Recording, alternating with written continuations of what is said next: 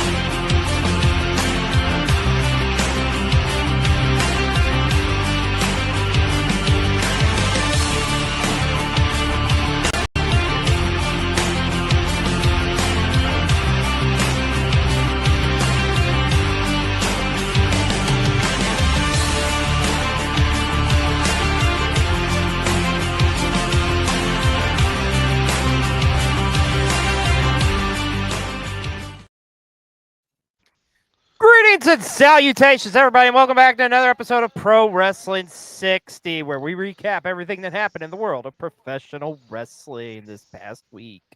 I'm Xlj the Og, joined by my partner in crime, my brother from another mother, Mr. B-Roll.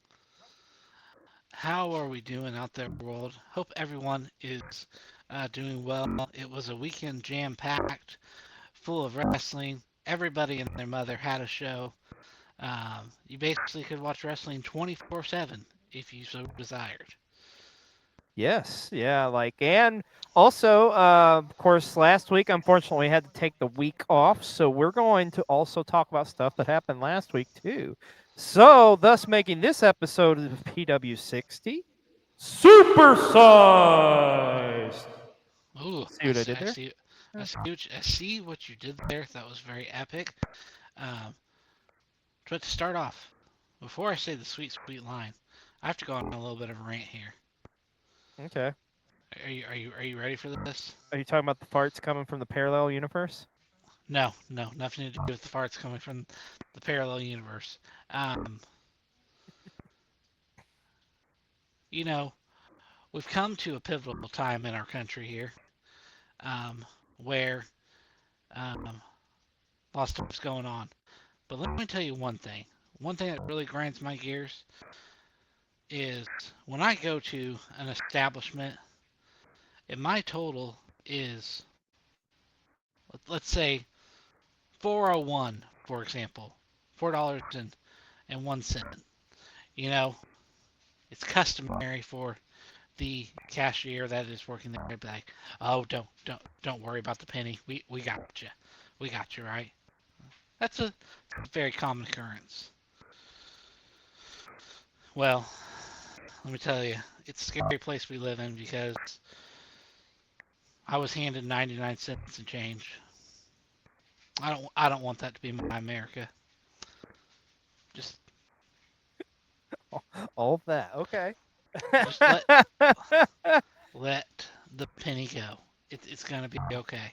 Let the penny go. All right. I was dumbfounded. I was at a loss for words. Apparently. Well, That's not the America I want to live in. It's not the world I want to live in. Well, I can't say I'm going to blame you there, my friend. But like I say, we supersized weekend, and we're going to be talking a lot from the past episode that we could, and we better just get right into it in this supersized episode. See, I had to go on my rant. That way you could just do that one more time. But this is P-Dub to the 60, as Best Scout likes to say. And let's just get right into it. The clock starts now. Yes, indeed. And our top story this week, AEW All Out 2025 took place this past Saturday in Toronto, Ontario, Canada. And a lot of hype going into this show. And guess what, folks? It was a home run, a grand slam, a hat trick, whatever sports analogy you want to use for success. It happened this weekend because that is what the entire, I say, wrestling world is talking about All Out from this past weekend. Because as we know, There was some counter programming going up against AEW All Out, and needless to say, AEW came to the table and put everybody on notice because this was a phenomenal pay-per-view. Once again, man, this is like what? I think the past 4 pay-per-views have just been spectacular with AEW, and this one lived up to the hype and then some. Mr. B-Roll, before we get into All Out, what were your thoughts overall of All Out this year? Just like, I mean, here I'm gonna be super cliche. They went all out. They really did. They went all out for this show. It was it was quite awesome indeed. It had a little something for everybody. Um, I think you summed it up best.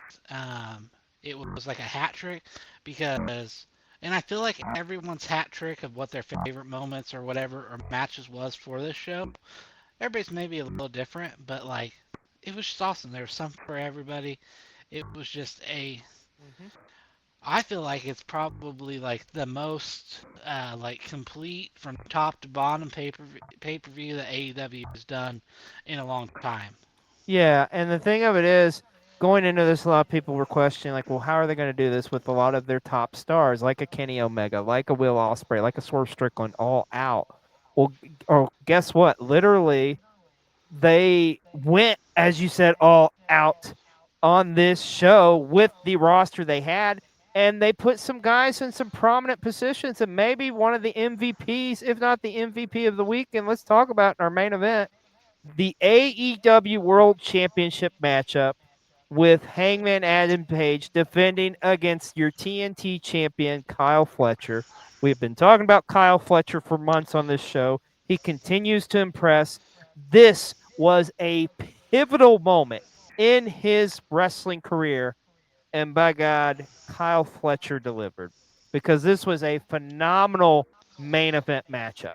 Matter of fact, I hearken this to what they went for here. Is I feel like it reminded me of a classic uh, New Japan Strong style main event. You know, they went over 30 minutes. I think they almost went 40 minutes in this encounter. It was just a great matchup, a great story they told. In-ring work was great. I mean, my God, they beat the holy hell out of each other in this one. And remember, the stipulation was that nobody from the Don Callis family could interfere. And if they did, Kyle Fletcher would lose his TNT championship. But I swear, there's multiple times I honestly thought, like, holy crap, he's going to walk out of this with the W. He was this close to walking out with that championship. Hmm. And the fact of the matter is, this is his first opportunity for the AEW championship. I mean, it was so impressive. And honestly, and when I'm looking at this where I think it can go, I'm going to tell you something right now, and some people agree, some people may not agree. And I'm not saying they're exactly like this, but this matchup reminded me a lot of a matchup that happened all the way back in 1992 at the Survivor Series between Bret Hart and Shawn Michaels. It was the first time they met on pay-per-view. Shawn Michaels was the IC champion. He was like kind of up and coming, and Bret Hart was the established superstar. And that's kind of what this felt like to me, a little bit. A little farther in age gap, but then in between these two and them two, but still, nonetheless, this matchup delivered and then some. What do you think of the main event of All Out? Well, you know me. You know I love my Hangman. Um, Mm-hmm. I think I may finally admit that I may have a little bit of man crush on Kyle Fletcher because he's just that darn good. The No homo. Protostar. No homo here. He's the protostar. Sky Blue's very lucky. Um, but man, to let me put it to you this way. This might be my favorite Hangman match of all time. That's saying something because he's had some greats.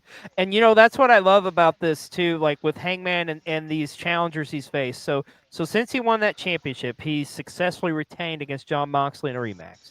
He went up against MJF at Forbidden Door in a tremendous matchup. And somehow out of all that, I think this all out matchup,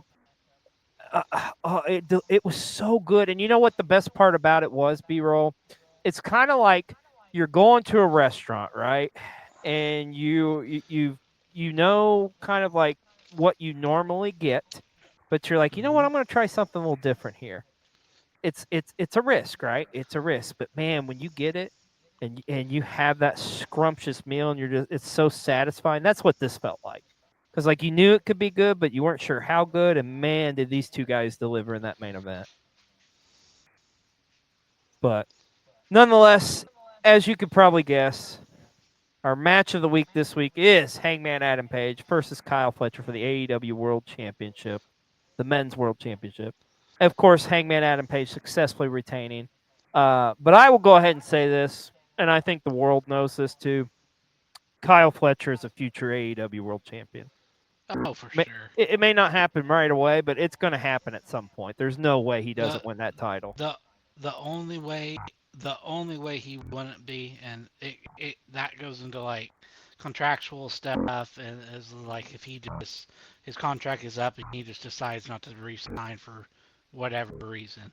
Um, but yeah, no, he is for sure a future AEW World Champion. And Yeah. remember, he was brought in as a tag team wrestler. Right. As part of Aussie Open, and he's what, only 25? Yeah. I mean, my God, He, the sky is the limit for him, really. Like, so just this was so refreshing and something so much needed because it's just like, okay, we could see challenge. What you could have done another match with MJF, right? He has the contract still, or you could mhm. have done hell if they would have went back and it's just nice to me to see refreshing challengers and rivalries and stories being told in the main event scene instead of just recycling the same shit over and over again. So too, it's gonna be interesting to see where these guys go from here. Because I don't think Hangman's quite done with the Don Callis family because there's quite a bit of family members there. So and then Kyle Fletcher's got a lot of guys knocking on his door for that TNT championship. But it's going to be interesting to see. But the main event of All Out was like the cherry on top of the best, most moist, most delicious cake. But easily, probably the biggest surprise of the weekend, without a shadow of doubt, has to be this.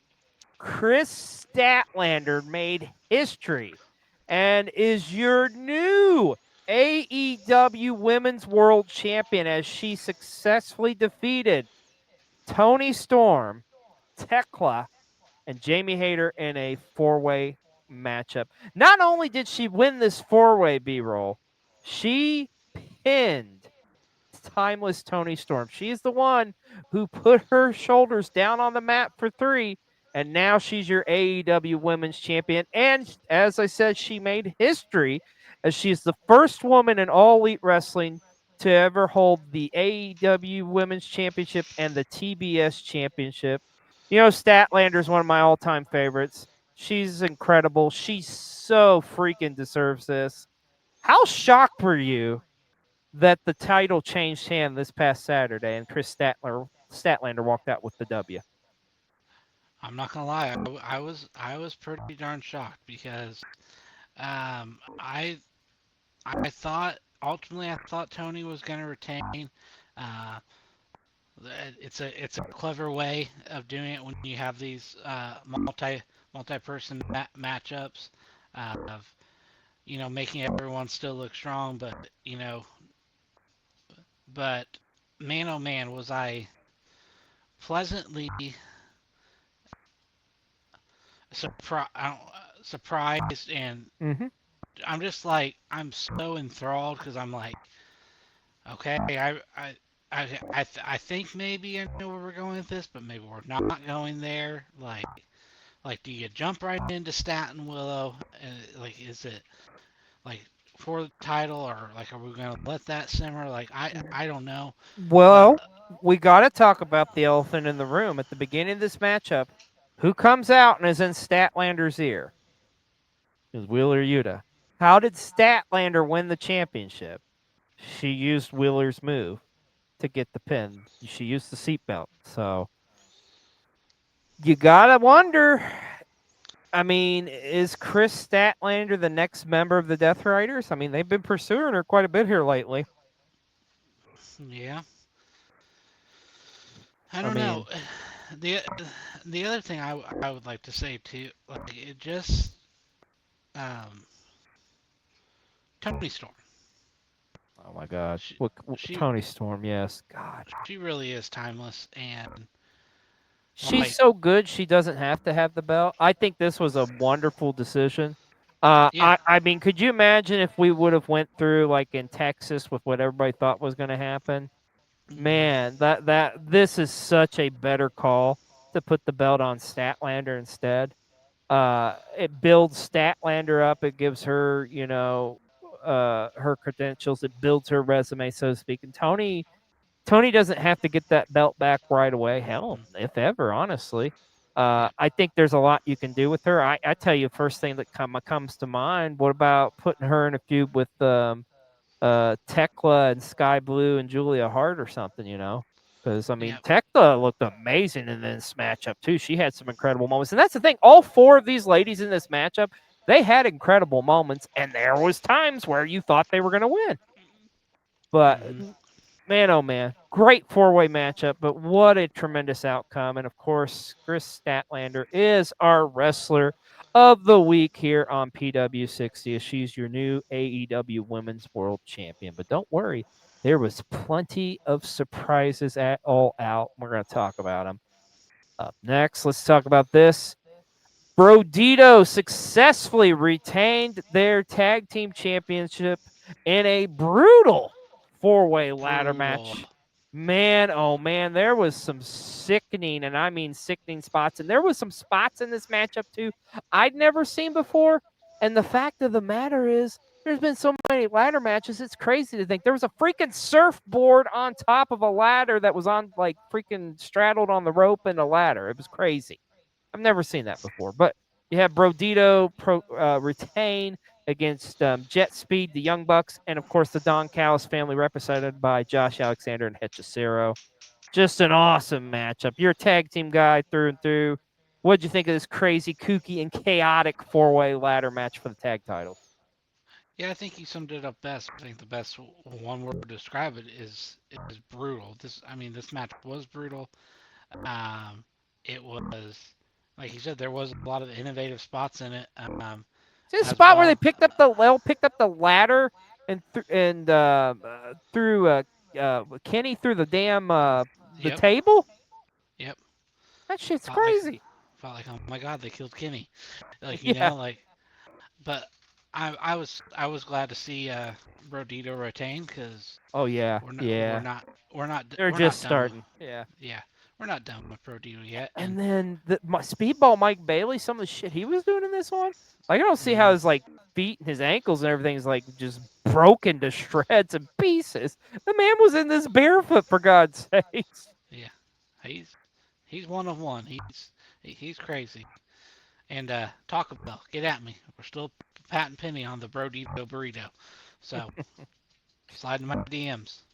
But as great as this match was, there was some crazy aftermath that happened. And one of the big surprises of All Out, Jack Perry would return to confront the Young Bucks. Because remember, he was a member of the Elite with them, but we haven't seen Jack in several months. And pretty much he turned on the Bucks, and it looked like it was all but doom for Jack Perry. And as they were about to hit the BT trigger. Perry is smiling. He looks up and they play the vignette because we were wondering how Kill Switch was brought back to life, but we found out it was none other than Jack Perry. And yes, no more Kill Switch. We are back to Luchasaurus, and we are back to Jurassic Express. They've reunited after what, maybe 2 years now or something? I know there's some people who's a little kind of disappointed with this because they were enjoying the scapegoat character, myself included. But man, this was a pretty cool moment, I thought. And I mean, the fact of the matter is, they weren't really doing anything with Jack Perry or Luchasaurus, so why not reunite them? I'm okay with it. It was a cool moment, man. Uh, I'm for it. What did you think about it? Meh, uh, uh, You're not for it, are you? not. Admit it. I feel like Jack Perry had come so far though. So we're gonna have okay. I'm willing to say this. Right now, I'm feeling mad about it, but like I'm willing to give it a chance. Yeah. Like it depends on like we don't have to have like full heel Jack Perry, but like Well, we I don't don't. need white meat babyface Jungle Boy either. Yeah, we You don't need know. to go back to calling him Jungle Boy. I would be sad if we started calling him Jungle Boy again. Um, like let him be Jurassic Express without being Jungle Boy. Like, Yeah, I think, like I say, I think this is going to be a new version. And like I say, mainly I'm just happy to see Jack Perry on our screen again, man, because it's been so damn long since we've seen him. But like I said, let's see what happens. Let's let him cook, as the kids say. And hey, man, it's gonna be interesting to see what happens on Dynamite and Collision this week. Will Jack Perry and Luchasaurus address the AEW fan base? I don't know. We'll find out. Well, another high-profile matchup coming out of All Out this past Saturday was the coffin match between Jon Moxley and Darby Allin. And man, oh man, the way this one started, Darby doesn't give a fuck. Like literally just jumping from like the rafters right onto Mox. I mean, Darby is like this pit bull. You can't stop Darby Allin, no matter what. I mean, he just kept coming and coming and coming for Mox. Um, and then there was that pivotal moment in the match. You can see here where Bryan Danielson, remember, had done that interview with Darby on Dynamite and pretty much whispered something in his ear. And apparently it was to finish this thing, as he had the plastic bag there to unalive Jon Moxley. Did you see the point in the matchup where the crowd was chanting, "This is murder"? It's like, only in yeah, wrestling.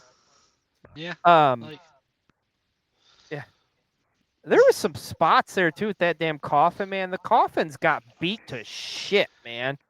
And those weren't like any cheaply made coffins by any means. mhm. What were your thoughts on this matchup, my friend? Yeah, they use the coffin as a weapon like a lot. Mm-hmm. Like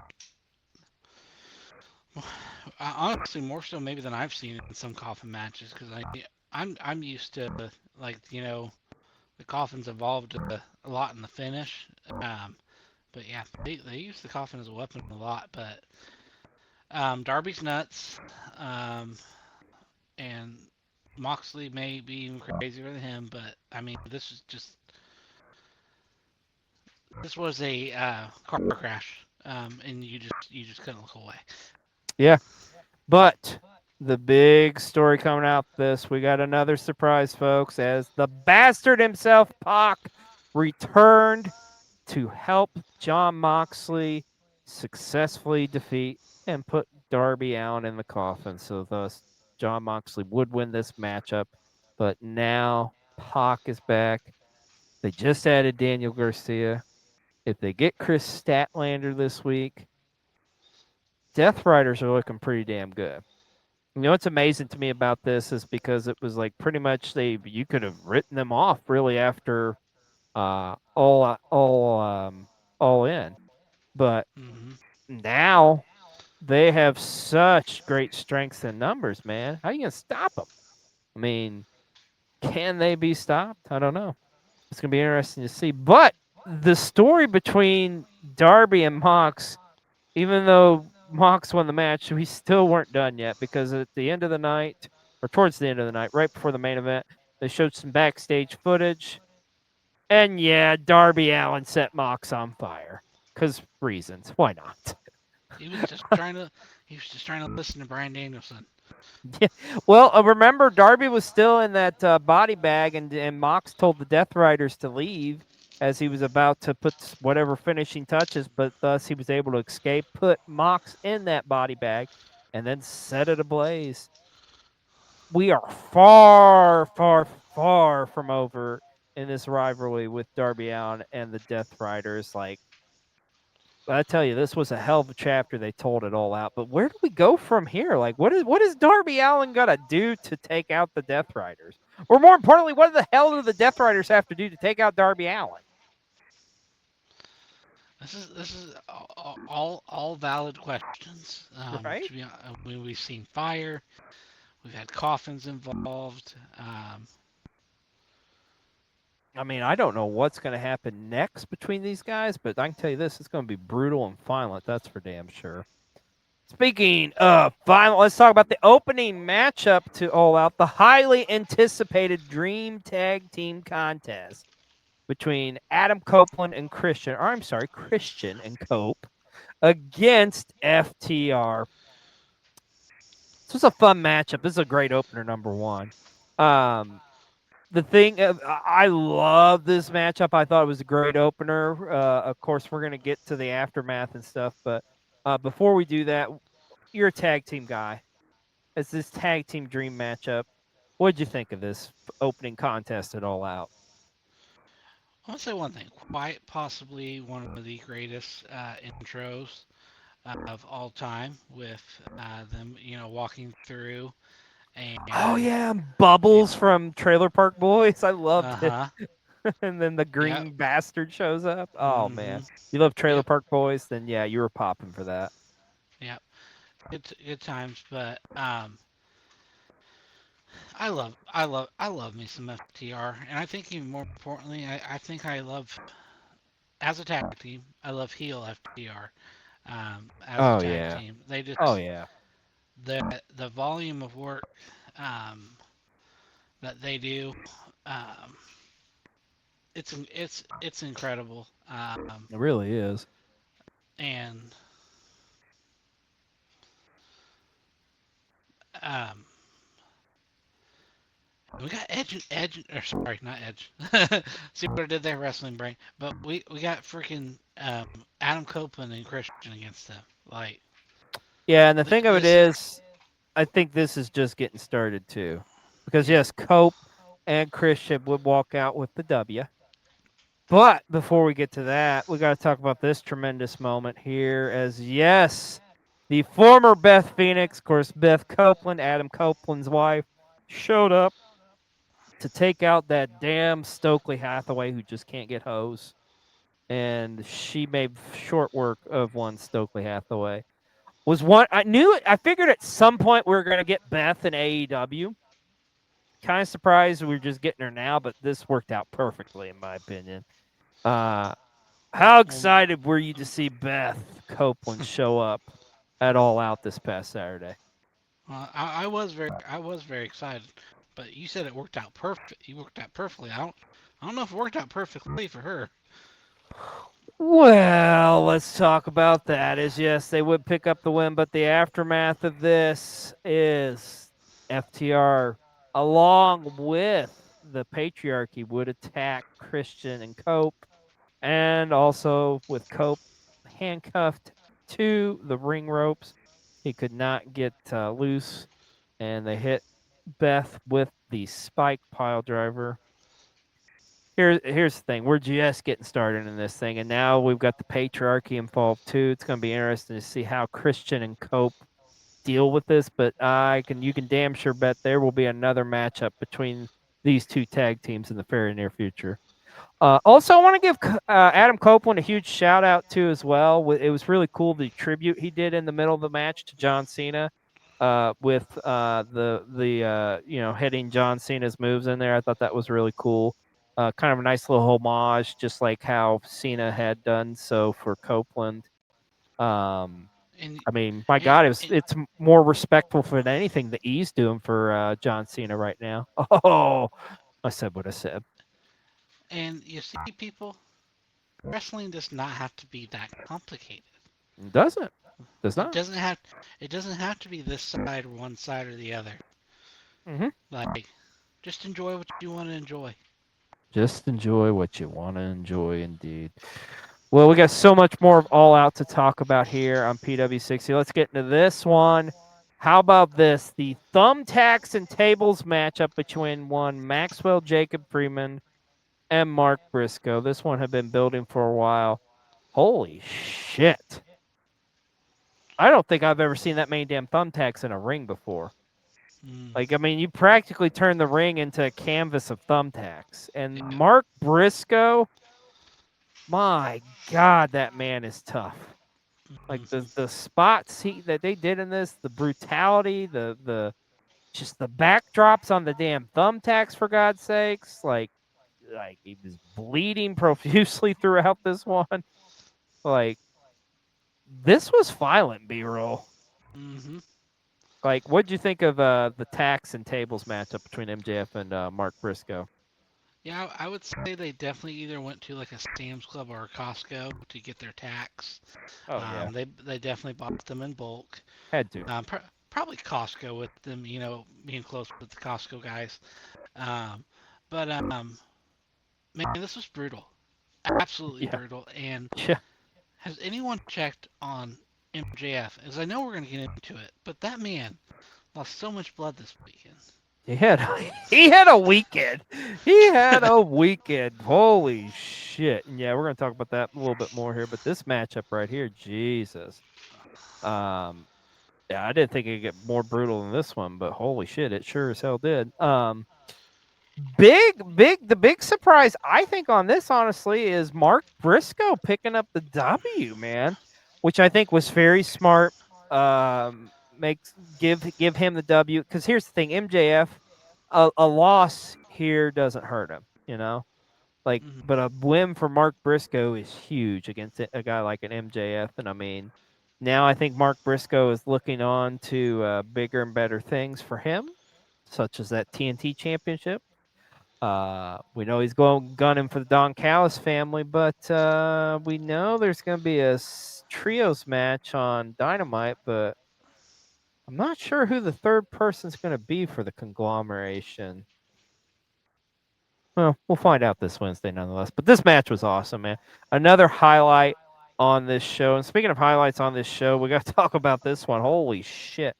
The triple threat matchup for the Unified Championship with Kazuchika Okada defending against fellow stablemate Konosuke Takeshita and Mascarade Dorada, which, by the way, I truly believe Dorada was the MVP of this matchup. Oh my gosh, the stuff he was doing in this one. And there was times where I was like, holy shit, what if he wins this? So intrigued by the story with Takeshita and Okada. Just I can't wait to see those guys have a one-on-one matchup. But this triple threat was bananas, as they say. What'd you think of the triple threat for the unified title, my friend? You see, I feel like this is one of the matches that's on the card that it's like almost like until this very moment, like I forgot how good this one was, right? Because like there were like I think maybe so many other matches that maybe had me a little more emotionally invested, but Yep. like I'm just like you said, I am so ready for this Takeshita Okada one-on-one matchup. Um, like I'm begging for that to happen, but and like you said too, having Dorada in there, like he kind of was the MVP, Really MVP of raised this. his Yeah, stock. yes. Um, but man, Yeah. I think my big takeaway from this matchup though is, um, well, I'll give you two. Dorada's a stud, and then I'm ready for Takeshita Okada. Yeah. Couldn't have said it better, man. But this was another tremendous highlight of All Out from this past Saturday. Also on the card, we got Mercedes Moné successfully retaining her TBS championship against Rio. I'd say this to me is like the least shocking thing on the show. Like I think it was a foregone conclusion. The match itself was okay, wasn't bad. It served its purpose. If I'm being blunt, yes, I did go. This was a pee break match for me, but also like I came back and man, they were cooking. So solid matchup. Like I say, not shocked that Mercedes retains. You got anything that you want to add on this one? Not really. I mean, there's not. Yeah, There's. it's not a There's bad not. match. It Yeah. was just like in comparison to the other stuff, it's like this is one of the last things you really remember off this show. And like I say, Yeah. that's not a bad thing by any means. So It's like the out. It was the outcome you expected, and like. Who knows? Maybe years down the road from now, we may be looking at this match as a hidden gem. Who knows? The world Could may be. never know. Could be, my friend. Oh, now this was so important to me. I know a lot of you Eddie Kingston fans. Eddie Kingston returned at All Out. It's been 16 months, I think. As he went up against Big Bill, picked up the win. It's just great to see Eddie Kingston back. I mean, there's going to be those people that are critical and stuff, and be like, "Oh, well, I mean, who's Eddie Kingston being Eddie?" Thing of it is, the dude had been off 16 months. You take off 16 months, you're gonna have some fucking ring rust too, my friend. Um, just happy to see Eddie back. And I guess maybe like obviously I think we're really done with anything to do with Big Bill, but looks like there's gonna be a partnership between him and Hook now. Apparently, the handsome devil himself with Eddie Kingston. I'm sure there's a lot Eddie can teach him. Me personally, I'm ready to see Eddie in the main event scene though. Uh, but I know it's gonna take some time to get him there and stuff. But like he's such a talented dude, man. He'll be there in no time. How happy are you to see the Mad King back in All Elite Wrestling? I love Canadian crowds because they're amazing. They did have fun with this one, didn't they? Yes, they did. But it's great to have Eddie Kingston back, and like I say, cannot wait to see what he does next in AEW. And also on this card too, man, big win, big shocker here too, as the Gates of Agony and Ricochet would pick up the win against the Hurt Syndicate. I didn't see that coming. Uh, I think it was a smart decision though, because I mean it really gives a lot of credibility to Gates of Agony and Ricochet. Also, I want to say this. I said this a couple weeks ago. I think Bishop Khan is a stud. Like that guy could easily be like a top main event player. Like he is just a freaking beast of a man, and I'm here for it to see that. But yeah, this like I said, this is a huge win for Ricochet and Gates of Agony. Definitely needed it, and I would say this, B-Roll, I think we're far from over with this rivalry with the Hurt Syndicate. Yeah, it's kind of nice because I feel like now we've kind of finally seen like a nick in the Hurt Syndicate's armor, if you Yeah, will. yeah, I mean because like I know they lost the tag title, but like they've been pretty dominant, right, yeah. like since being there. I mean, they do like to hurt people. Yes, they That's do. how I've been told.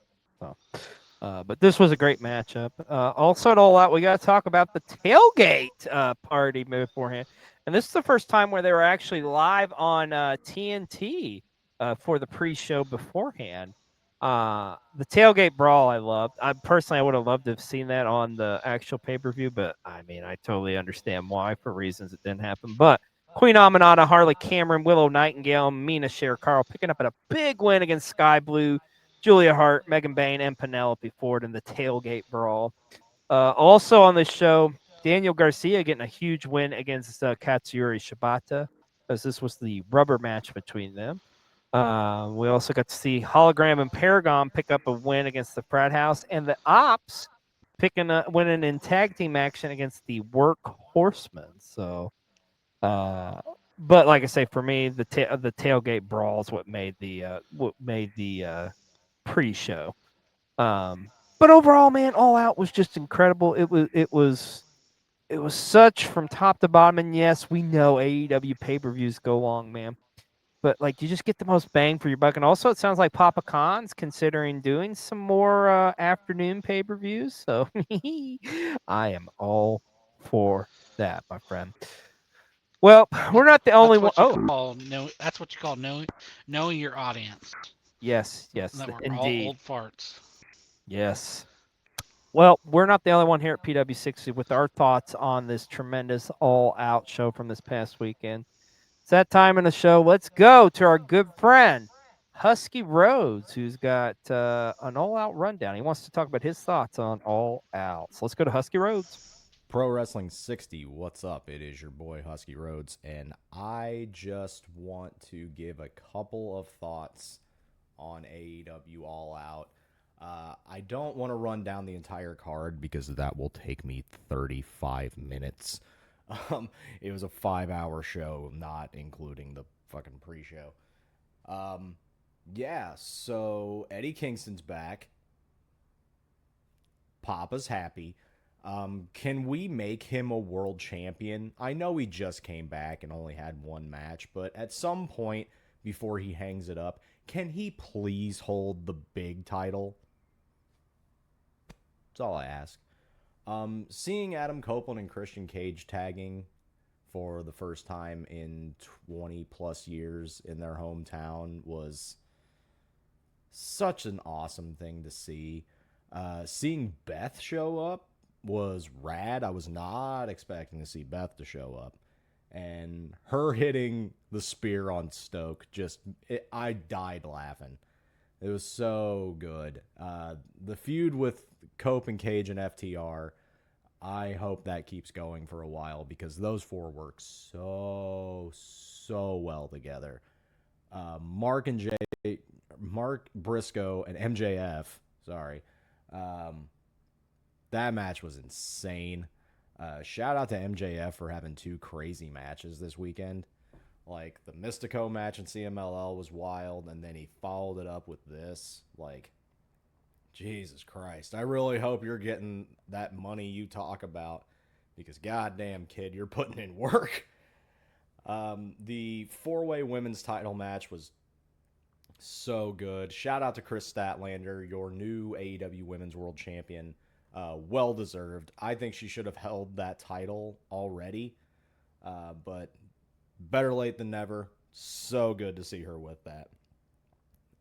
The tag team ladder match was just a car crash in the best way possible. Brodito picked up the win. Fuck yeah. And also, can we get a wellness check on Mike Bailey? Because he took that sit-out tombstone on the ladder, and that man did not move for the rest of the match. Like, can we for real get a wellness check on him? Because, Jesus, that was disgusting. And Jack Perry's back. And Luchasaurus is back. He got rid of the kill switch fucking belt thing, threw that in the crowd, and then Tarzan Boy played. The fucking Jurassic Express is back. What is happening? Like, dude, I love it. I love it. I popped hard when that shit happened. That was fucking funny as shit. I love it. Dude, let's fucking go.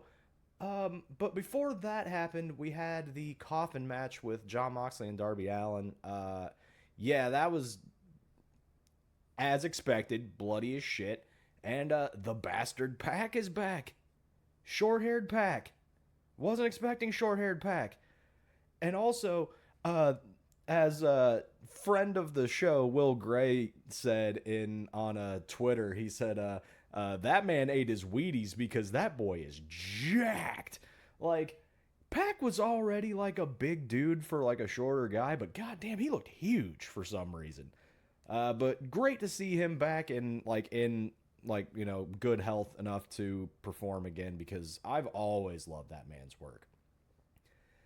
The match of the night that I have is the triple threat between Kazuchika Okada, Konosuke Takeshita, and Mascara Dorada. It's perfect. It's perfect. Those dudes put on a show. Mascara Dorada really showed out. Konosuke Takeshita has like all of the makings to be an absolute top guy, and Kazuchika Okada is Kazuchika Okada. What do you expect? And Hangman Adam Page and Kyle Fletcher closed out the night, and my God, that was so sick. It was an incredible match. Kyle Fletcher is an absolute fucking star. Like, I can see him in the next 18 months to 2 years being world champion. Like, he's 26 years old, and he is already arguably in, like, the top 10, top 20 wrestlers in the world. He is incredible. And to his word, nobody from the Don Callis family interfered. I was expecting Mark Davis to come back, like at the end and like jump Hangman, but no, everybody stuck true. Nobody came out. No shenanigans. The sheer drop brainbuster from the announce table through the timekeepers table was gross.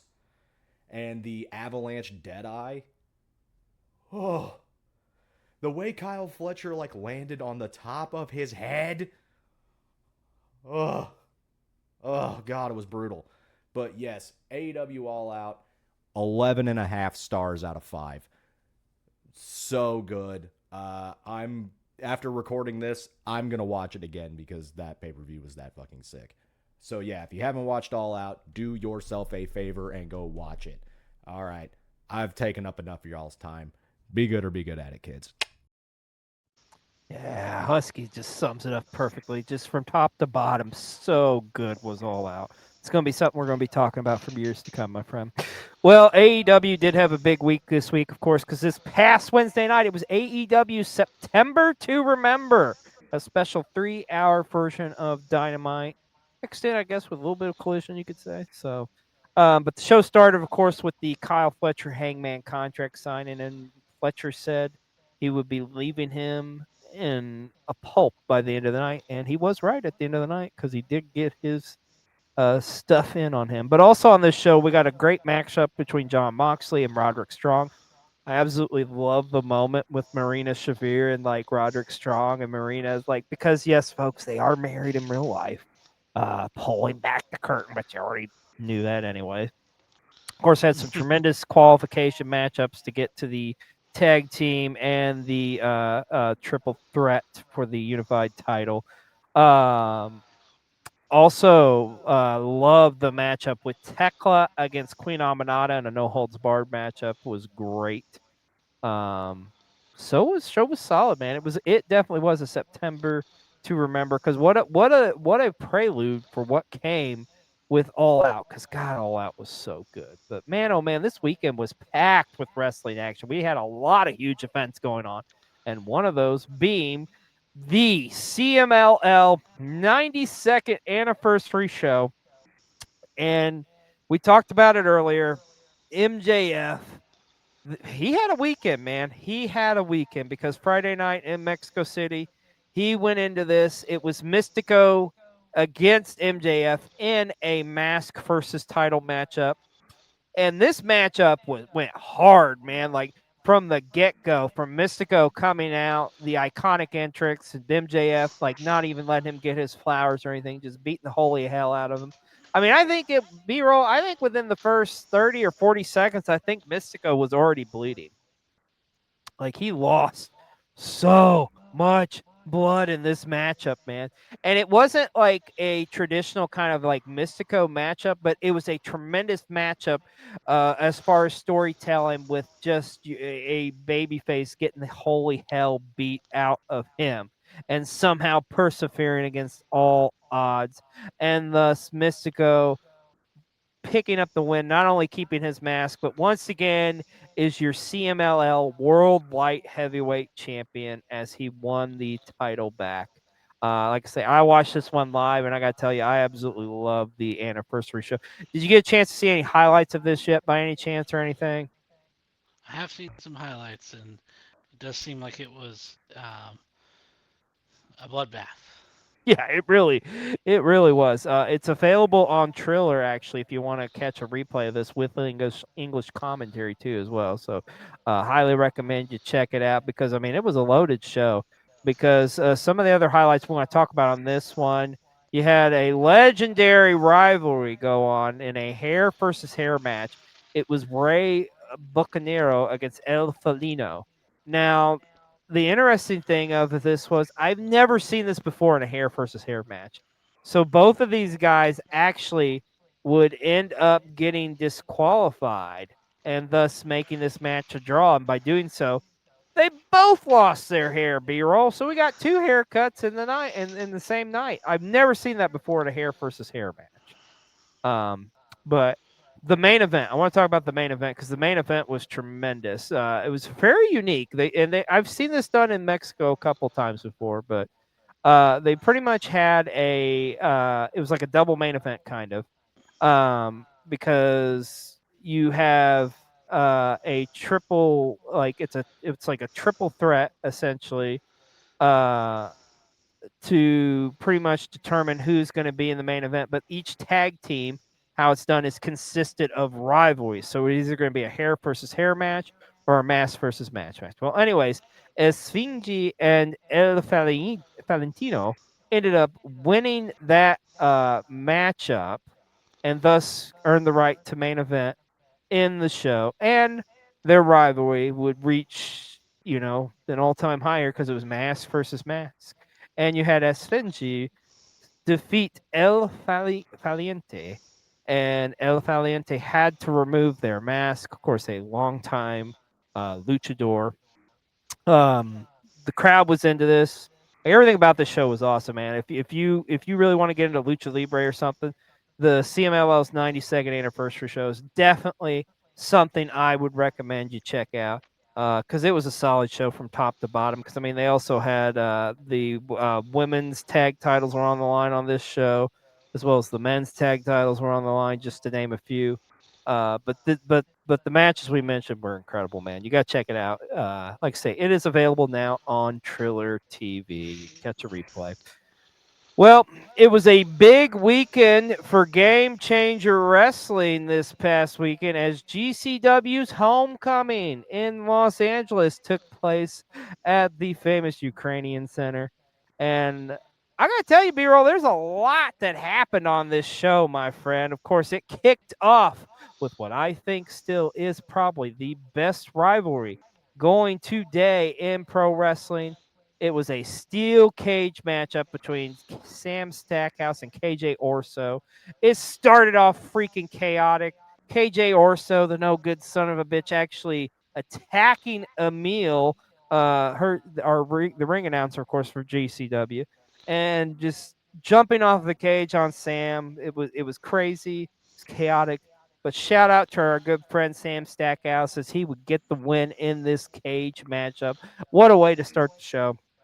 Also, you had a big, I would say, kind of an upset because but not really with as good as the guy is. But man like Darius, your Progress World Champion, defeated Matt Cardona. I tell you, Cardona's getting a little, laxical. I think he's taking some of these guys for granted and stuff. And man, you can't take a man like Darius lightly because he ended up getting the W.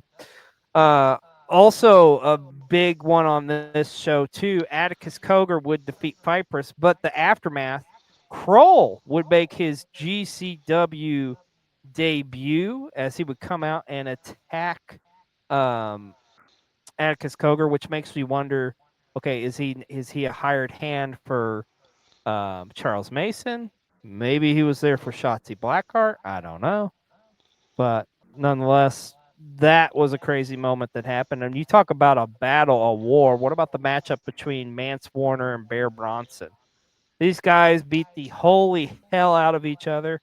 And Bear Bronson would get maybe the biggest win of his career so far as he successfully would defeat the former GCW World Champion. And speaking of big wins, maybe the biggest upset of the night, Starboy Charlie, in probably one of the biggest matches of his career to date, would defeat Joey Janela cleanly in a one-on-one matchup.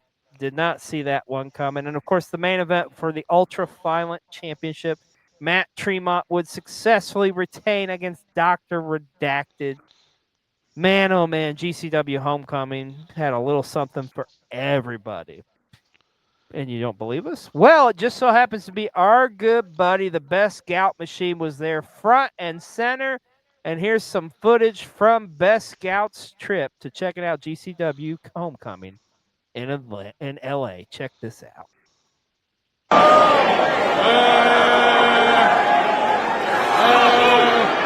Oh shit.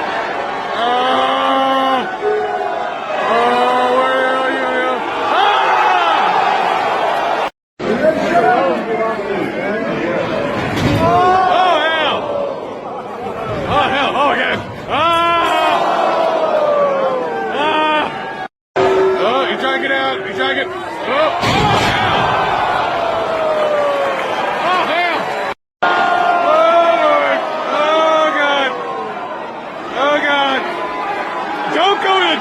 thing's being held on by prayer. Whoa! Damn it!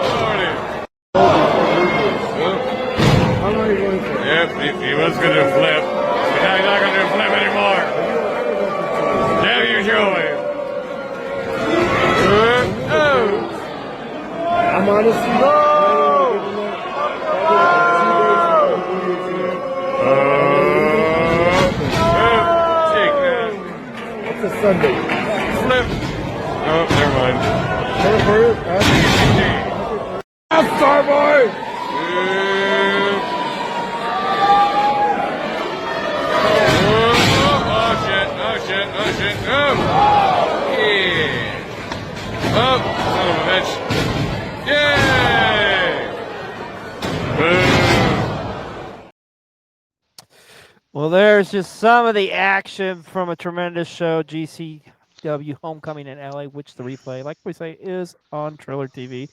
And speaking of Triller and replays, you can also catch a replay of GCW's Keep in Touch that took place this past Friday night in Arizona. In the main event, you got to see the dream team of Matt Tremont and God, I wanted to say Bronson there. The big menacing man who scares me, who beat the shit out of Mance Warner. Bear Bronson. There we go. Gosh, thank you.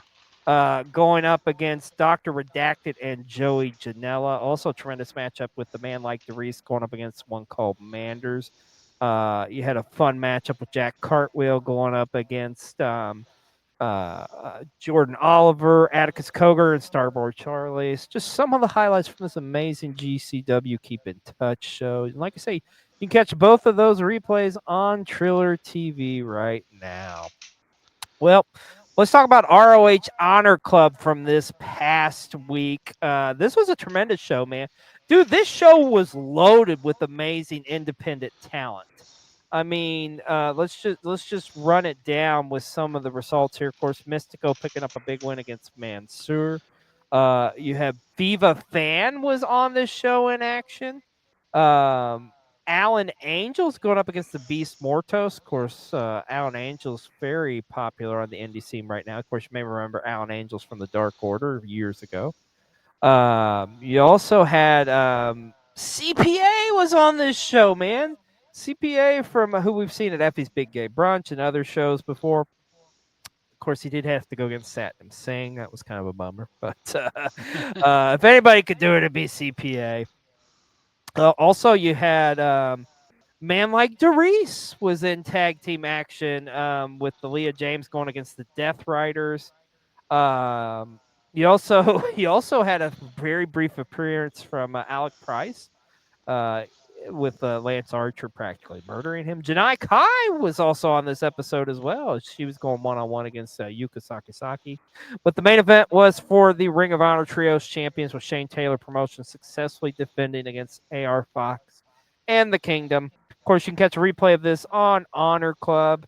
And I've been really impressed, like I say, these past couple weeks with Ring of Honor, man. They've been putting out some pretty good shows, or as you kids would say, some banger of some shows.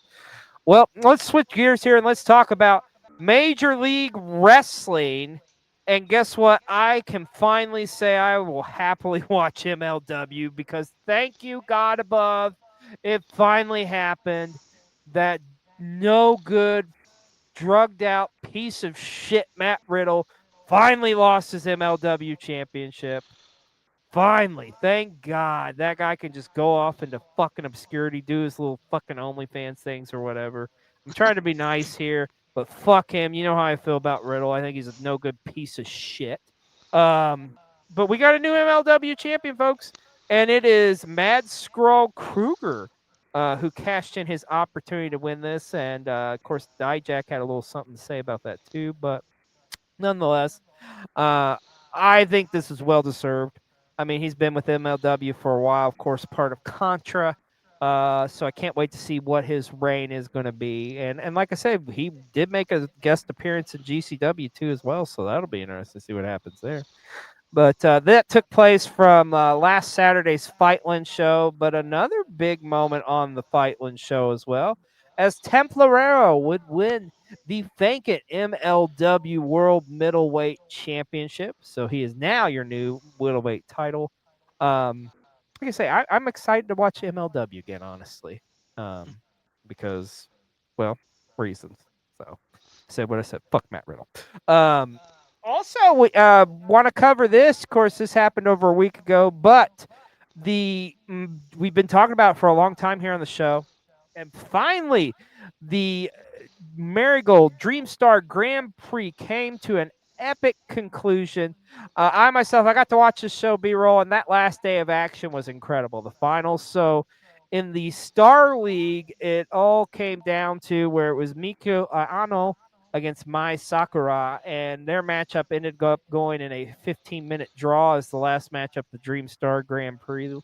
Therefore, Mika would have the tiebreak, and she would advance representing the Star League. Now, the Dream League was a little bit more. Well, they were both exciting, but the Dream League, there was a couple of scenarios that happened. So you had a dream matchup, and what I think was the best matchup of the show. Mayo Iwatani going against Victoria Yusuzuki. Victoria Yusuzuki and Mayo Iwatani would go to a draw. And then you get to the last matchup, and you have your points leader, Utami Hayashishita. All she has to do is win her matchup, and she wins the Dream League. Of course, keep in mind she is the champion there in Marigold. However, she would be defeated by Koyuka Amara, who would play spoiler in this one, and she did defeat her by countout. Now, here's something that's interesting to note on this B-roll. In Marigold, you can actually drop the championship by a countout. So therefore, Koyuka Amara has got one up here on Utami Hayashishita. So I'm sure we're going to see that matchup in the near future. But let's talk about the final itself. Miku Ayano would defeat Victoria Yusuzuki in the finals and would be your Marigold champion, your Dream Star Grand Prix champion. It was a tremendous tournament, as they always do in Japan. Absolutely loved it, man. It's gonna be interesting to see what happens there too, because like I say, there's a couple fallout scenarios here too. But honestly, in my opinion, my big takeaway from this, I was so impressed with Victoria Yusuzuki. I think she's somebody you're going to be watching out for. She's a top Joshi wrestler, and the sky is the limit. I cannot wait to see what she does. But I think she's going to be the next great Joshi name you're going to be talking about here in the very near future. But we're not done talking about tournaments in Japan because the N1 has begun, and I got to tell you, this thing is like rapid fire. We were last week we were going to cover this on our episode, and we're still going to cover it now. But it's pretty much we're down to the finals now. But it has been a tremendous tournament so far, and our good buddy, the Best Scout Machine, has always said that the N1 tournament is the most superior tournament of all tournaments in Japan. That being said, let's go to our buddy, the Best Scout, who has the report. He wants to talk about the N1 tournament so far. E-Dub City, it is I, the BGM, and I'm not where I'm supposed to be. Hold on. I'm in front of the Great Pumpkin, where I'm going to be sucked into its magical vortex. I wonder where I'm going to go. Ooh! Aha! I landed at Pro Wrestling Noah, where they're having the N1 Victory. You know what the N1 Victory? It's the better version of the G1 Climax. Here we got guys like Kaito Kiyomiya, Kento, we got Galeno, Keno, who's like the GOAT, Matafuji. Like, we got some insane talent up in here doing a round-robin tournament. You know how those work. I don't need to have another video guide to explain how that works. It is awesome, it is fun, and we're already on like night 2 of this. The first night was insane because we had Ricky Knight Jr. defeat Keno. Okay, Keno is like a GOAT. Ricky Knight Jr., or Rick Knight Jr., he came over from England. He's been in Progress Wrestling in the past, and he made his debut, Night 1, wrestling Keno, and he beat Keno. Okay, let me explain how huge and how much of an upset that was. That was like if Chad Gable debuted in AEW and defeated Kenny Omega on his first night. That was insane. On top of that, Kenta lost in his first match of the N1 Victory, and he lost the second night. Madness! Like, so far the shows have been amazing, and like we're having like so many shocking wins. Former world champions, former GHC champions. That's what they call, you know, like out New Japan does IWGP. Okay, so Noah, they do the GHC. Damn near every Japanese wrestling company does that. It doesn't make any sense. It's the one thing that boggles my mind, but I live with it. I deal with it because I love Japanese wrestling so much. Give you a heads up, though. Some of these shows are not going to have commentary. And some of them will have commentary. It will have English commentary. It'll be a separate video. But in order to watch this, you must get the Wrestle Universe app. If you have an iPhone or Android, you can download the app, pay for it. It costs about $8 here in America, and you can mirror it to your TV. And if you got a good phone, it'll come out crisp and beautiful. I got like the newest Android. It comes out amazing. But please, give Pro Wrestling Noah a chance. It's one of the most underrated wrestling companies out there. It's not even the biggest wrestling company on the Wrestle Universe app for America. The biggest one is Tokyo Joshi Pro. And I can't blame them, because Tokyo Joshi Pro is amazing. And New Japan is amazing. But Pro Wrestling Noah is like, that's where my heart is. And if you have any issues with any, trying to figure out like the Japanese and English stuff, man, go on Reddit. They got Pro Wrestling Noah subreddits. It's fun. Now, back to the Great Pumpkin. Whoa. Boo! Whoa, give me back. Give me back. Oh, man, what an amazing trip we've learned about ourselves and our bodies. Now, I'm going to take advantage of this mouth, and I'm going to need you all to watch. XLG and B-Roll, you're going to watch me do some stuff up in here. You're going to love it.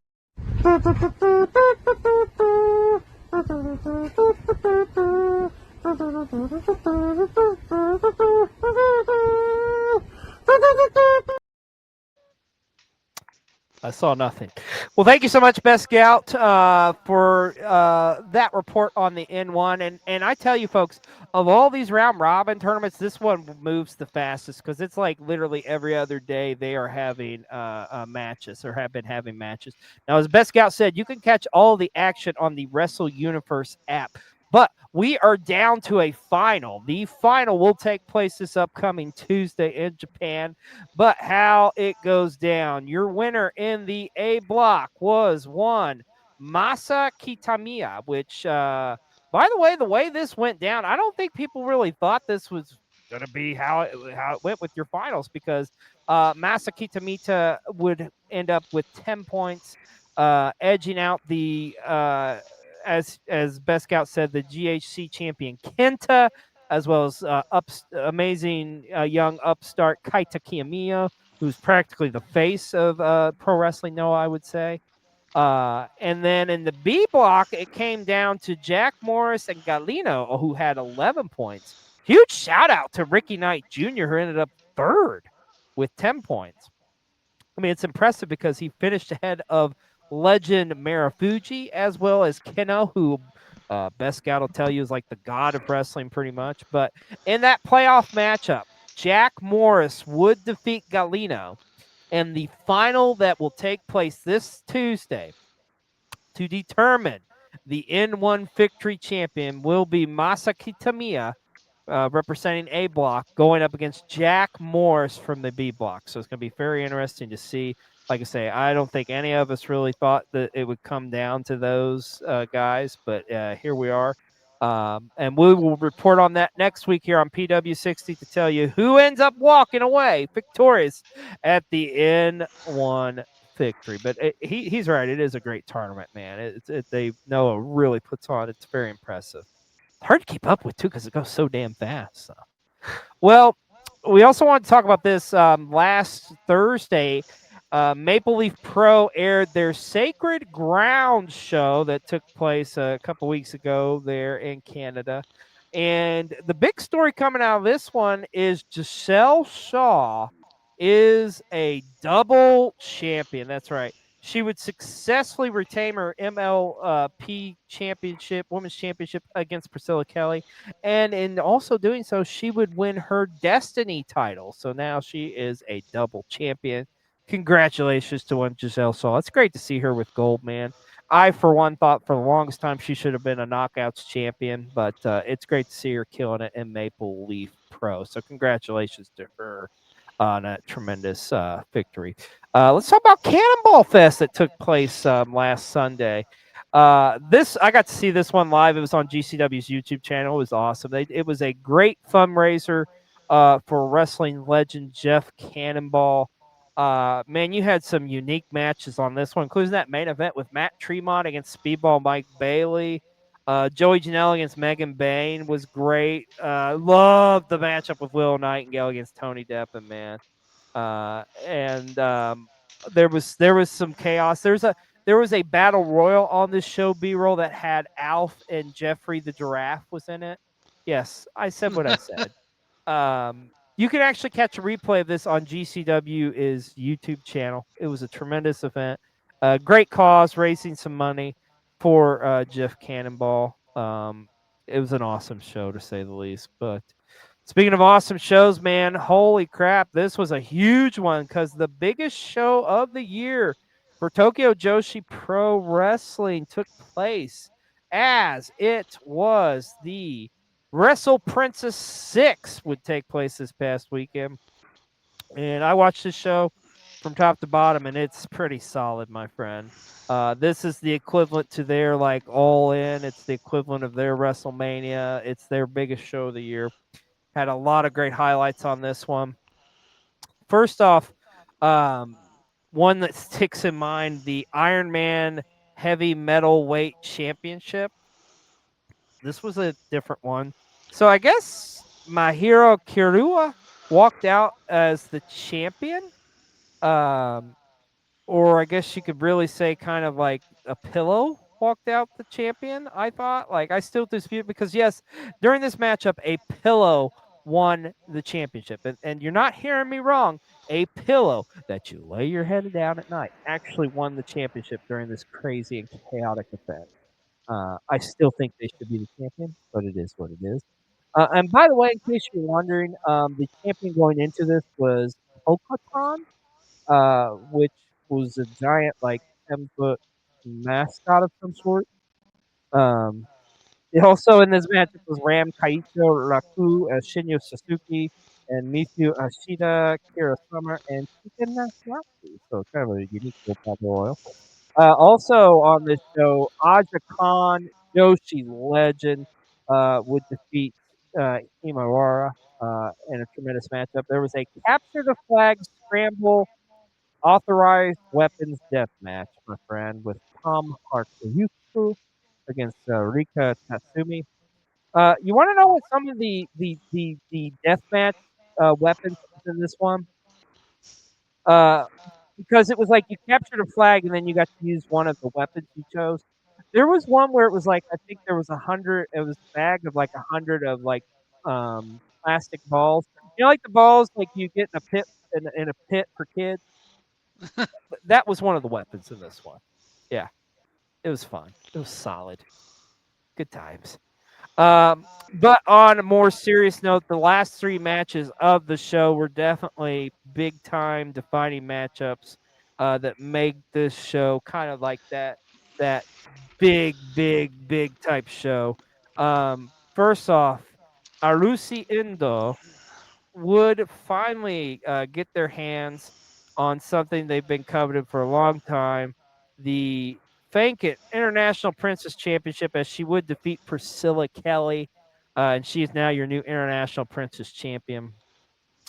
The semi-main event on this was tremendous for the Tag Team Championships, and I got to see the first matchup between these two teams at TJPW's show as part of the collective. As a matter of fact, you can catch the vlog replay of that on here on Cole TV. But this was the rematch, the highly anticipated rematch, where your champions, Hyper Misao and Shoko Nakajima, aka Kyoko Kiyomi, they would go against, I know you're going to like this team name, buddy, Uber Eats, against Yuka Kamafuki and Wakani Yuhara. Well, guess what? We have new TJBW Princess Tag Team Champions, and Uber Eats would pick up the win in a tremendous matchup in that semi-main event.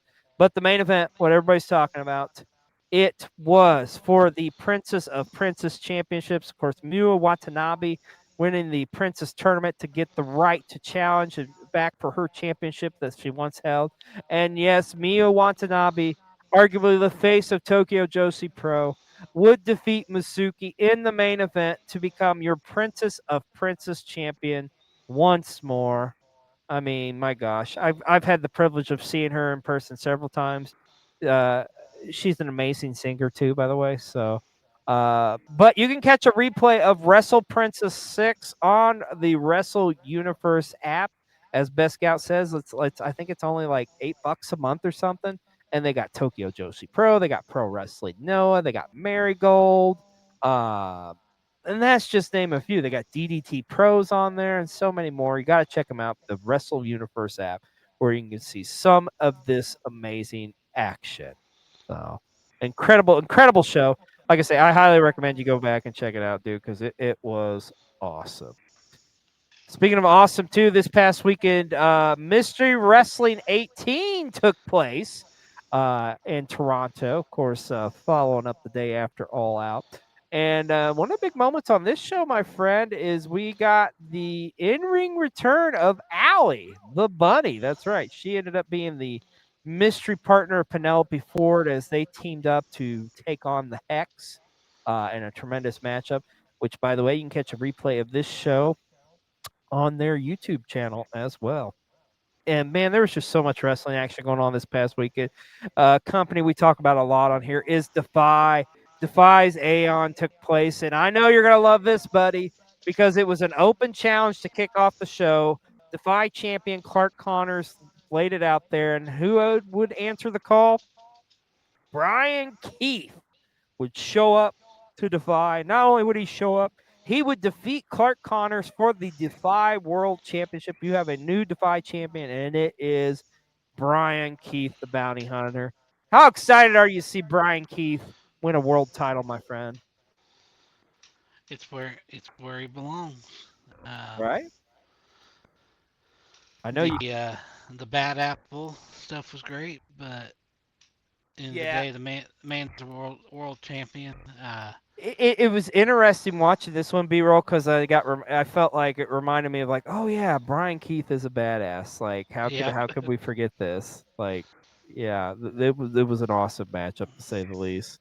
Well deserved. It's great to see him as a world champion. But also a big surprise on this show too. How about this? The Righteous would show up after the Matt Brannigan and Ricky. Oh my God, I can't think of his name. The weirdo hero. As they would team up to take on Midnight Heat, and of course they would show up, lay them out, and it looks like the Righteous may be staking their claim as being a top tag team in Defy. Be interesting to see what happens there, but it's great to see the Righteous there. But some man who's been linked to them was in the main event. Because you had Killer Cross would defeat our buddy Calvin Tankman in the for the inaugural Super Heavyweight Cup. And I gotta tell you, this was a Haas fight if I've ever seen one, my friend. Like this match was awesome, just great, tremendous back and forth action. But great to see Killer Cross back on the indie scene. And I think he even said in his promo too, I think his last indie date he worked was Defy, and then he had to cancel some dates or something because he signed with WWE at the time. So it was kind of like, hey man, it's great for me to get, if I'm getting back here, this is where I need to be. So tremendous matchup. Defy Aeon was an awesome show. You can catch a replay of that over on Triller TV right now as well. So check it out if you got Triller TV, and go get Triller TV. Man, this was a shocking announcement coming out this week in the wrestling world. Prestige Wrestling, we talk about them a lot on here. They're one of the top promotions, man, the indie promotions. They're killing it. They're putting out amazing shows. But in a shocking move, they announced that they have 4 more shows that they're going to do, and then they are going to go on a permanent hiatus. My understanding is kind of some news got out that the owner didn't really want, but apparently him and his wife, I guess, are getting ready to go through it or going through a divorce. So I think that's got a lot. And putting on a company like that's as successful as this, I'm sure it's very challenging. So There are 4 more dates. Of course, they've got their big Roseland card is coming up here in a couple weeks. And they have 3 more dates after that to end the rest of the year. So watch them while you can, man, because Prestige Wrestling was really building something great. And hopefully they do come back at some point because it's a tremendous company to watch. So I hate to hear it happen, but I totally can understand why it's happening. Because I mean, going through something like divorce, I know it's brutal. I've been there myself, so totally understand why. Take some, because the most important thing of the day is your mental health. So take some time away for you, and like I say, hopefully at one point we see Prestige return because it's one of the best promotions going today, in my opinion. We got an update for you here on some upcoming GCW cards. This is going to be a big one, B-roll. We got the House of Horrors. This is Shotzi Blackheart's House of Horrors that's going to be taking place. Already some of the tremendous talent announced for that show that will be taking place here in October on the 24th in New York, I believe. And already look at some of these matches that's already been announced. We know we're going to get a spin the wheel, make the deal match, which I don't think that's ever been done in GCW, so that's exciting. A casket match, a scareway to hell ladder match, a lumberjack lantern match, a trick or treat street fight. That's going to be an awesome show. I cannot wait to see Shotzi Blackheart's House of Horrors. That's going to be incredible. Also, GCW announced the Green Mountains and Me will be taking place Sunday, November 9th. In Vermont, which I believe this is GCW's debut in Vermont, so that's exciting. And also, GCW Dream On will be taking place at the American Dream Mall in East Rutherford, New Jersey. Of course, GCW held a card there earlier this year as well. So a lot of cool stuff on the horizon for Game Changer Wrestling. Keep your eyes open for those amazing shows. Man, oh man! Now this is wild to me because it's been announced that Zack Sabre Jr., your current IWGP champion, will go one-on-one in a dream matchup against Tatsumi the Dragon Fujinami. This match will take place on November the 14th at Korakuen Hall. Folks, Tatsumi Fujinami's in his 70s. I mean, you look at the man, you wouldn't guess that, but I mean, this man's been wrestling for ages. So him against Zack Sabre Jr., I don't know how it's going to go, but we'll see. I mean, both are tremendous technical wrestlers, but I mean, Fujinami, you're our 70, but you are timeless, sir. So it'll be interesting to see what's going to happen in this encounter that will take place November the 14th. We got to talk about this one, folks. Just when we got him back, he is already out. Looks like Wardlow is suffering from an injury. Of course, when he came back, I think what they said he tore his bicep or something, his rotor cuff or something like that. Say it ain't so. I Say know. it ain't You so. just got here, War Daddy, but it looks like he's going to be out for an extended period of time. I guess originally in the plans there was potential talks of doing a Wardlow against Hangman matchup at All Out, which would have been fine and stuff. But I'm happy we got what we got with Kyle Fletcher. But we here at PW60 want to wish you well, Wardlow. I hope you heal up and we get you back in the ring sooner rather than later, my friend, because it's been far too long since we've seen the War Daddy. I would say if you need anyone to massage your muscles and nurse you back to health, I know plenty of, well, Bree and many others that would be willing. I was gonna say, I think my first thought was Tribal Queen Bree. I'm sure would tribute to do that service. So. Well, we talked about this one a little while back, and it's officially finally happened. Rajah Jackson has been arrested for that violent encounter he had with Psycho Stu at the Knoxville Pro Show a couple weeks ago. So after investigation, they have arrested him. I think I forget I think he's like on a $50,000 bail or something like that. So I mean, it's a tough situation. It's one of those things. It is what it is. I mean, I mean, I'm sorry, but I mean, he beat the man senseless. So it is what it is. So hopefully this is just a black eye that everybody can finally put behind them, because that was a really scary and rough situation. You don't want to see that happen anytime again soon. So, well, this was interesting news that came out. MJF has been officially cast in another movie, as he will be in Violent Night 2. Now, Mr. B-Roll, are you familiar with the Violent Night movie? Or movies, I should say. Not at all. Okay. So, Violent Night came out a couple of years ago, starring David Harbour. It's essentially, he plays Santa Claus, but he's like a badass Santa Claus who's like been through all sorts of shit stuff, and like he pretty much fights off bad. Imagine if John Wick was Santa Claus, and that's kind of what you got with this Violent Night. Okay. But MJF is going to be in Violent Night 2. We'll be curious to see if he's been naughty or nice. I'm guessing naughty. But we'll see. We'll see what happens there. But speaking of wrestlers and movies, let's talk about this one. Max the Impaler is set to star in the upcoming horror film Dolly. So apparently she will be portraying the character of Dolly. I guess she's like the main bad guy or something, or the villain, or whatever you want to call it. I mean, you don't really need to put a mask or anything on her, because I mean, she's a pretty badass, scary looking person right here, you know. So I mean, if anybody was going to play like a horror movie character, I could totally see Max the Impaler pulling that off. So, but it's pretty cool, man. It'd be interesting to see. Check that out. See what that movie is all about. Speaking of the movies, got to talk about this one. So this is a wild story, to say the least. Film director Michael Phil is set to compete not only in the wrestling ring, but he is going to compete in a barbed wire death match. Apparently, they'll be taking place in Mexico. I don't know his background. I don't know him as a wrestler. I don't ever think I've ever heard of the guy before. This is wild. A pretty crazy choice to not only like just say you're going to wrestle, but you're going to wrestle in a death match. I don't know if this is the wisest move here, B-Roll. What do you think? Yeah, we've seen it happen before, where it's taken. I mean, the first thing that jumps to mind is like David Arquette, where he like literally like almost died. Right. But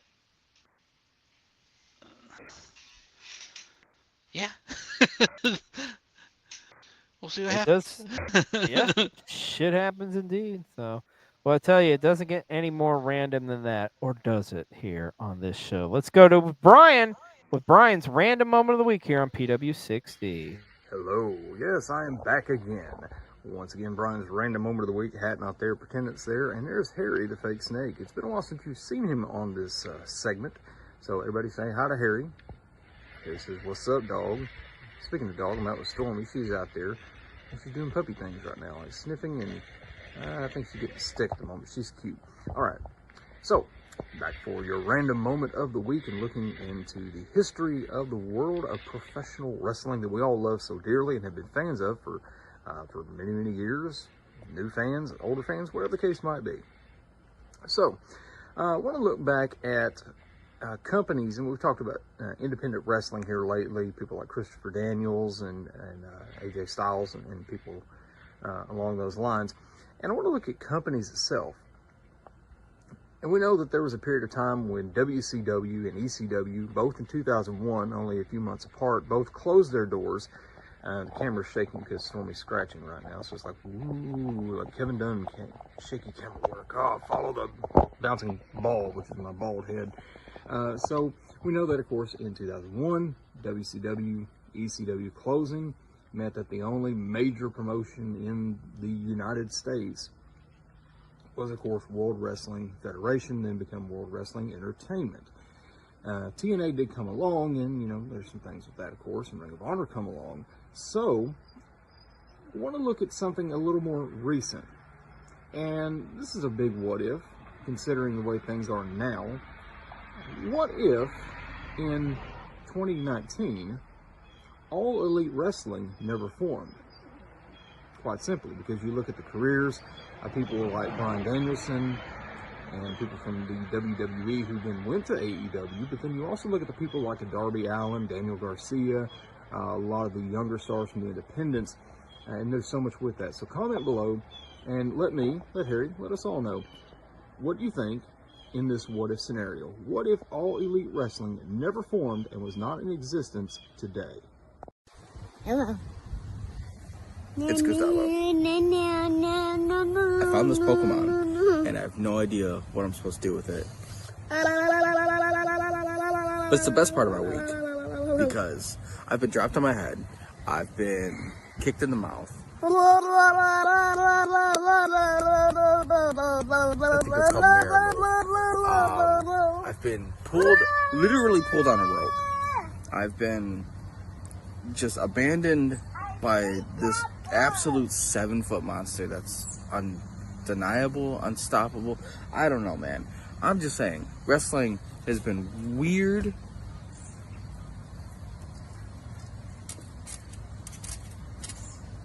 Because now I'm stuck.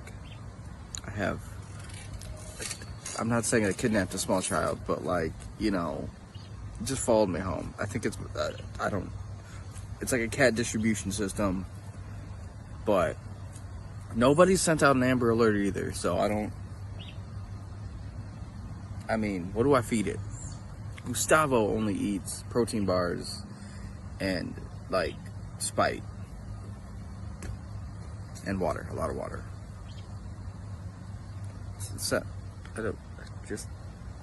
I don't know, man. I don't know what's happening. Somebody, oh my God, here he comes! Okay. Well, thank you so much, Brian, and thank you so much, Spicy. Looks like you got your hands full, my friend. Well, speaking of having their hands full, how about this? Big, exciting news. Nigel McGuinness and his fiance, they are expecting a child. Congratulations to them.